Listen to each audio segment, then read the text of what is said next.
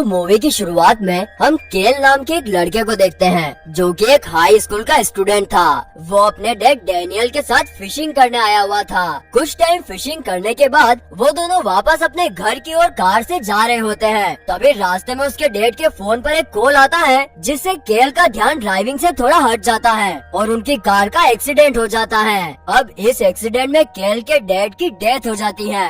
यहाँ से कहानी शिफ्ट होकर 1 साल आगे चली जाती है, जहाँ हम केल को स्कूल में सोता हुआ देखते हैं। उसके टीचर केल को जगाने के लिए उस पर एक डस्टर फेंक कर मारते हैं और उसे बोलते हैं कि इधर मैं तुम्हें पढ़ा रहा हूँ और तुम आराम से सो रहे हो। और उसके टीचर ये भी बोलते हैं कि तुमने ही अपने डैड को मार डाला है। अब इस बात से केल को बहुत गुस्सा आ चुका था और वो अपने टीचर को एक जोरदार पंच मारता है, जिसके बाद उस पर टीचर पर हाथ उठाने का केस हो जाता है और इस बात के लिए उसे कोर्ट में ले जाया जाता है, जहाँ पर केल की मोम के साथ उसके टीचर भी मौजूद थे। कोर्ट में जज उसको 3 महीने की सजा सुनाते हैं, जिसमें वो 3 महीने के लिए अपने ही घर में कैद रहेगा और उसका घर से बाहर निकलना बिल्कुल मना है। जिसके बाद केल घर आता है और उसकी मोम उसके पैर पर एक ट्रैकर बांधती है, जिससे कि उसकी मोम उसकी लोकेशन ट्रैक कर सके कि वो उस टाइम पर कहाँ पर है। उस ट्रैकर से केल का 100 मीटर तक का डिस्टेंस फिक्स किया जाता है।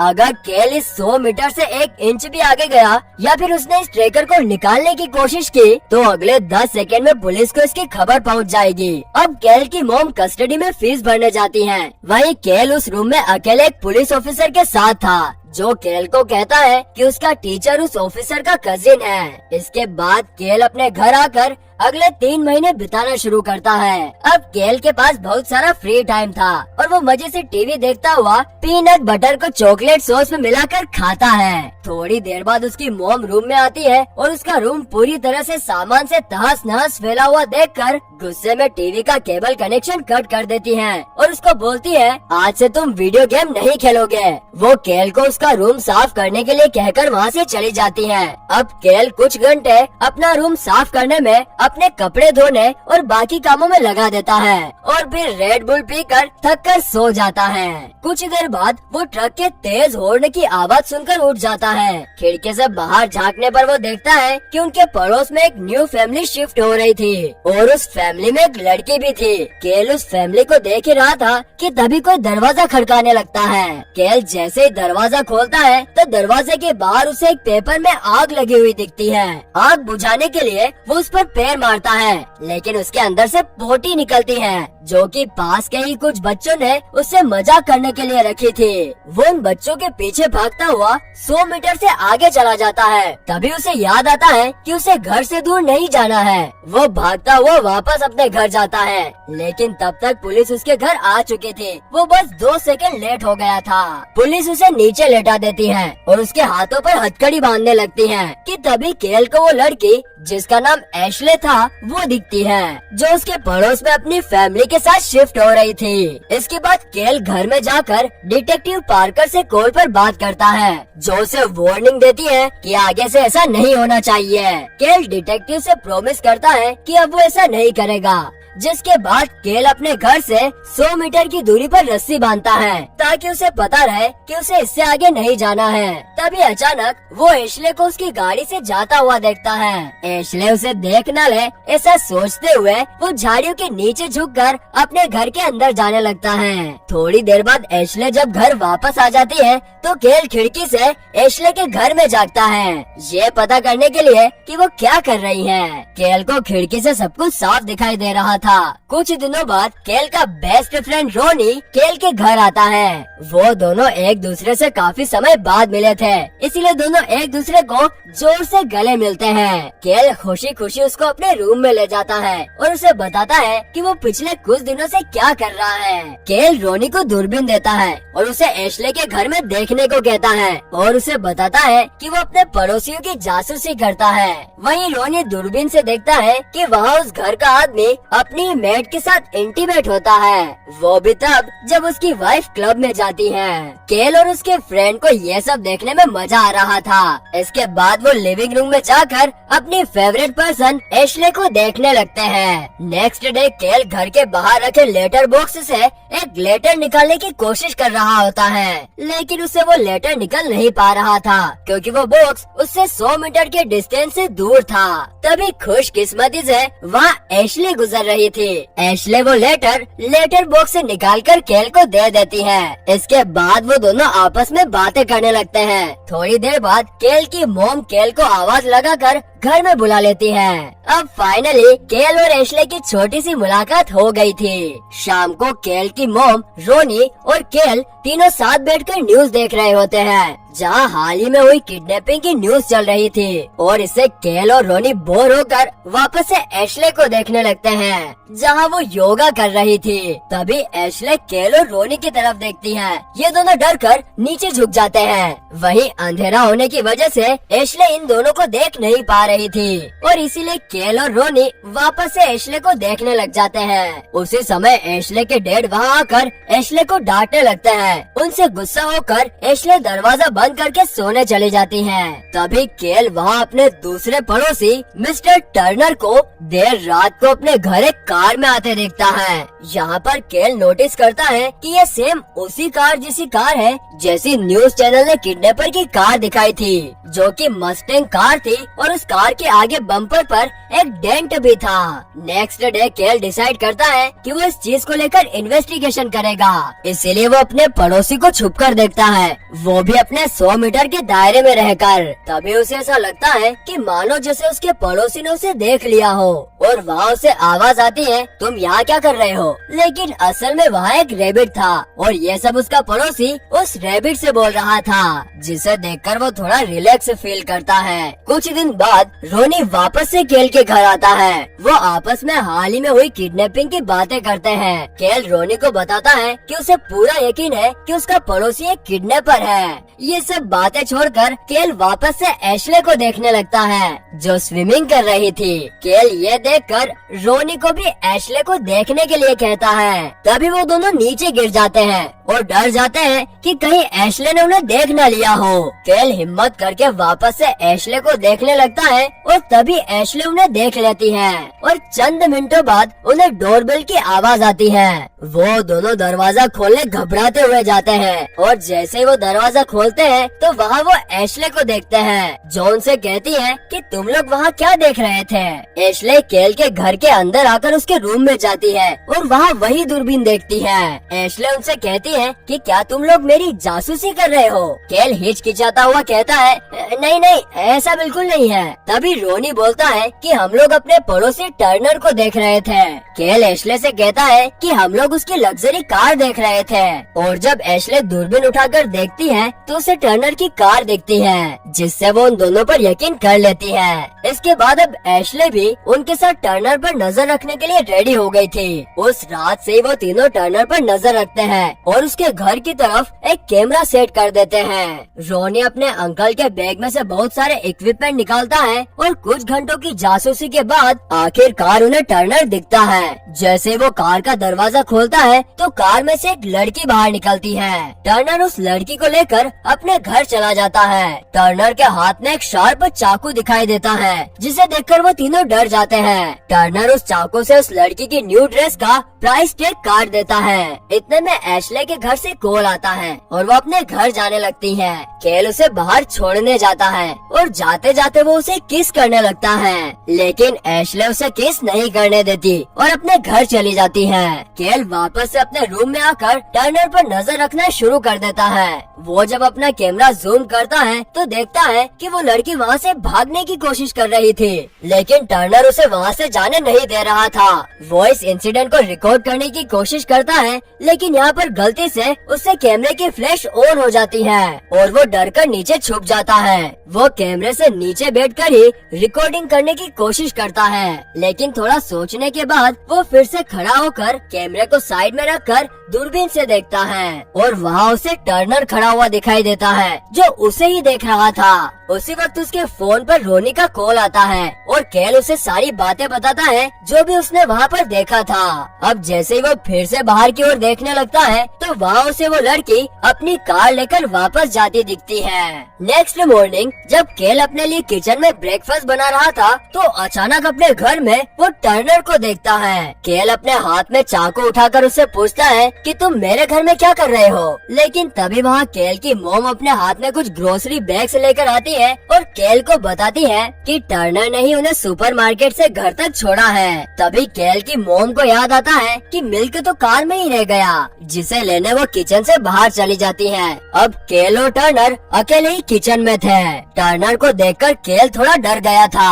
तभी टर्नर की नजर केल के पैर में बंद है उस ट्रैकर पर पड़ती है। वो केल को पूछता है कि ये क्या है, जिसके जवाब में केल उसे बताता है कि उसने अपने टीचर पर हाथ उठा दिया था और इसी वजह से उसे ये सजा मिली है। टर्नर केल को कहता है कि वो उसके स्कूल के बहुत सारे टीचर्स को जानता है। थोड़ी देर बाद उसकी मोम मिल्क लेकर वापस आती है और टर्नर केल की मोम को डिनर के लिए पूछता है। उस रात एशले के घर में पार्टी भी थी जहाँ केल पैर में ट्रैकर लगे होने की वजह से नहीं जा सकता था और इस बात से वो काफी ज्यादा गुस्से में भी था।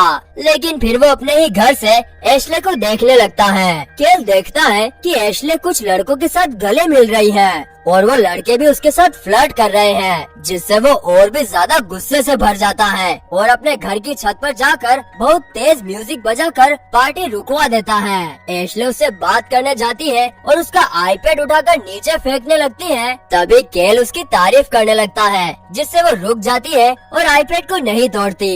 एशले उसकी बातें सुनकर काफी इम्प्रेस और खुश हो गई थी। अब ये दोनों यहाँ पर किस करने लगते हैं। किस करते वक्त अचानक से एशले की नजर टर्नर के घर के विंडो पर पड़ती है, जहाँ वो देखती है कि टर्नर की विंडो पर बहुत सारे खून के छींटे लगे हुए हैं। जैसे वे लोग बाहर की ओर देखते हैं तो वो देखते हैं कि उनका पड़ोसी टर्नर एक बड़े से बैग को नीचे गैराज की ओर ले जा रहा होता है। अगले दिन वो तीनों टर्नर की इन्वेस्टिगेशन करने लगते हैं। केल के कहने पर रोनी टर्नर की कार का लॉक तोड़ने की कोशिश करता है ताकि वो उसके गैराज का पासवर्ड पता कर सके।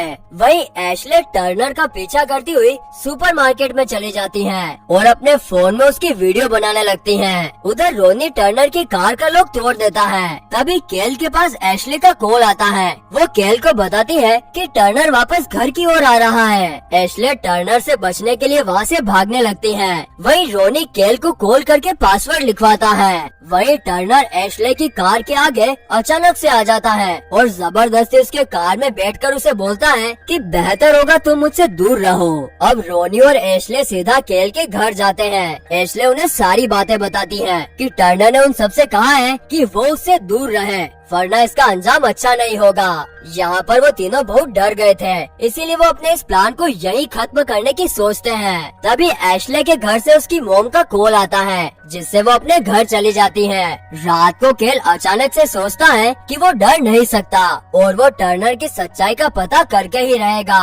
और फिर वो जैसे तैसे करके टर्नर के घर के ब्लूप्रिंट ढूंढने में कामयाब हो जाता है और उनको एनालाइज करना शुरू करता है। केल एक पोर्टेबल कैमरा सिस्टम बनाकर रिकॉर्डिंग को अपने टीवी में स्ट्रीम करता है। रोनी को याद आता है कि उसका फोन टर्नर की कार में ही गिर गया है और ये सब वो कॉल को बताता है। केल रोनी से टर्नर के गैराज में कैमरा ले जाने के लिए कहता है। रोनी काफी डरा हुआ था, लेकिन फिर भी वो टर्नर के गैराज में कैमरा ले जाता है। अचानक वहाँ उसे प्लास्टिक बैग में एक लाश पड़ी हुई मिलती है और रोनी को वहाँ उसका फोन भी मिल जाता है, लेकिन केल उससे वो बैग भी साथ लाने को कहता है। रोनी केल को बताता है कि वो बैग रूम के बिल्कुल कोने में है और वो बहुत भारी भी है, जिसे वो अपने साथ नहीं ला सकता।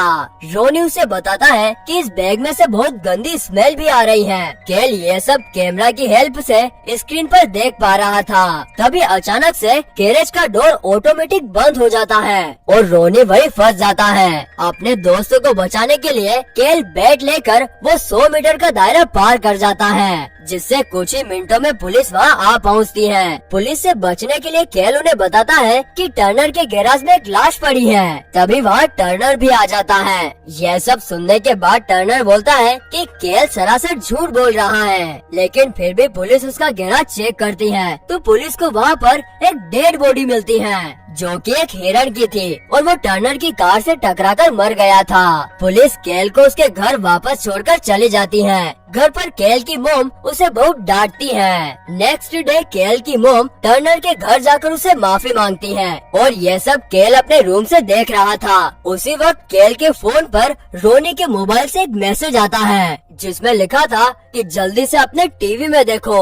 अब जैसे ही केल टीवी की तरफ देखता है तो उसे रोनी बेहोश पड़ा दिखता है। उसी टाइम उसे अलमारी से कुछ आवाज सुनाई देती है।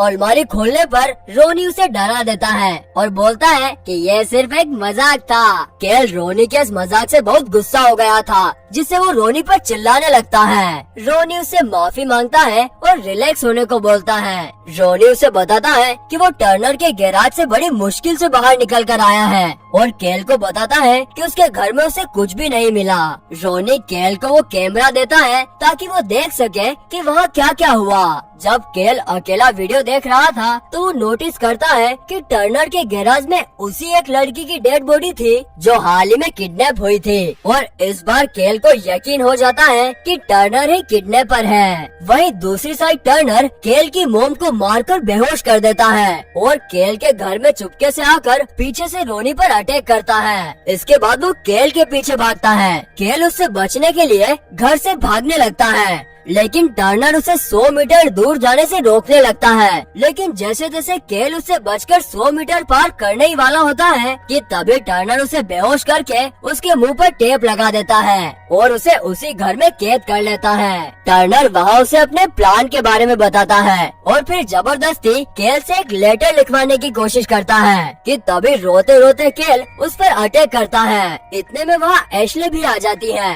और टर्नर को मारकर वो केल को बचा लेती है। एशले और केल एक रूम में जाकर छुप जाते हैं। एशले केल के हाथ पैर खोलने लग जाती है। यहाँ पर केल एशले को टर्नर के प्लान के बारे में बताता है कि तभी टर्नर उनके रूम का दरवाजा तोड़ने लगता है। उससे बचने के लिए वे दोनों पानी में कूद जाते हैं। केल एशले को वहीं पर छोड़कर टर्नर के घर में अपनी मोम को बचाने के लिए चला जाता है और इससे केल के ट्रैकर का अलार्म ऑन हो जाता है और पुलिस को ये खबर मिल चुकी थी कि केल 100 मीटर का फिक्स डिस्टेंस पार कर गया है। लेकिन पुलिस ऑफिसर सोचता है कि इसका तो रोज का ये ड्रामा है और मस्त अपना बर्गर खाने लगता है। उधर केल टर्नर के घर में घुसकर अपनी मोम को ढूंढने लगता है। जहाँ उसे एक क्रोल स्पेस दिखता है तो वो उसके अंदर जाने लगता है, लेकिन वहाँ इतनी जगह नहीं थी कि कोई इंसान उसमें घुस पाए। केल उसे छोड़कर फिर से टर्नर के घर में अपनी मोम को ढूंढने लगता है। ढूंढते ढूंढते एक दीवार पर उसका हाथ लगता है जो कि असल में एक छुपा हुआ दरवाजा था। उस दरवाजे के खुलते ही केल को एक फ्रिज दिखता है जहाँ टर्नर किडनैप लड़कियों की लाशें रखता था। उस रूम के पीछे केल को एक और छिपा हुआ बेसमेंट दिखता है जहाँ वो जाने लगता है, पर तब तक पुलिस वहाँ पहुँच चुकी थी और वो टर्नर के घर से शोर सुनकर उसके घर में आ जाती है। इतने में पीछे से टर्नर आकर पुलिस वाले को मार गिराता है और केल को ढूंढने लगता है। वहीं केल उस छिपे हुए बेसमेंट में जाते जाते गलती से पानी में गिर जाता है जहाँ उसे काफी सारी डेड बॉडीज मिलती है, लेकिन वो वहाँ से बाहर निकलकर वापस से अपनी मोम को ढूंढने लगता है और तभी उसे उसकी मोम एक रस्सी से बंधी हुई मिलती है। केल उन रस्सियों को खोलने लगता है कि तभी टर्नर आता है और केल पर अटैक कर देता है। केल की मोम अपने बेटे को बचाने के लिए वही रखा एक चाकू उसके पैर में मारती है और तभी केल वही रखा एक ग्रास कटर उसके पेट में मारकर उसे जान से मार देता है, जिसके बाद केल और उसकी मोम घर से बाहर आते हैं। अब कुछ दिनों बाद केल की मोम केल के ट्रैकर को निकाल देती है और उसको बोलती है कि मुझे तुम पर प्राउड है। अब केल पूरी तरह से खुश और आजाद था। वही एशले केल का घर के बाहर खड़ी इंतजार कर रही थी। केल घर से बाहर आता है और एशले को किस करता है और इसी हैप्पी एंडिंग के साथ ये मूवी यहीं पर खत्म हो जाती है।